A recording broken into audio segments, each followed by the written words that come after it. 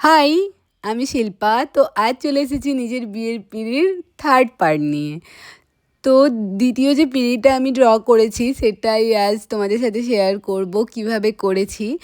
দেখো, প্রথমেই বসে পড়েছি এখানে, লাইনগুলো টেনে নিয়েছি। তারপরে হোয়াইটেই অবশ্যই কাজ করেছি গোটাটাই, কারণ হোয়াইটই ফোটে ভালো।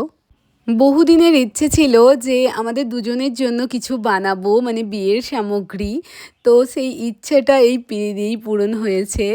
যেহেতু আমি একজন আর্টিস্ট, তাই প্রত্যেকের জন্য তো আমি বরাবরই বিয়ের সামগ্রী বানাই। সেই জন্য নিজের জন্যও ইচ্ছে ছিল যে দুজনের জন্য কিছু বানাবো। তো সেই সুযোগটা এখন হয়েছে। এইভাবেও নিজের শখ পূরণ করা যায়। যদিও প্রত্যেকটা অর্ডারই আমার কাছে স্পেশাল হয়, কিন্তু নিজের জন্য বানানো কোনো কাজ তো খুবই স্পেশাল। এই যে দেখো, আমার স্পেশাল মানুষের জন্য বানানো পিঁড়িটা।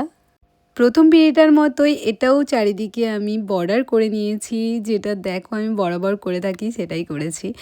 তারপরে মিডিলে একটা ঘোড়া করেছি। প্রত্যেকের বিয়ের সামগ্রী বানাতে বানাতে নিজের বিয়ের দিনটা চলেই এলো।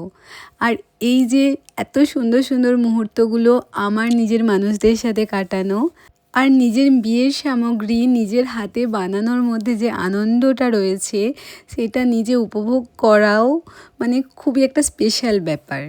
প্রতিটা কাজই আমি ভালোবেসে আর এনজয় করে করেছি।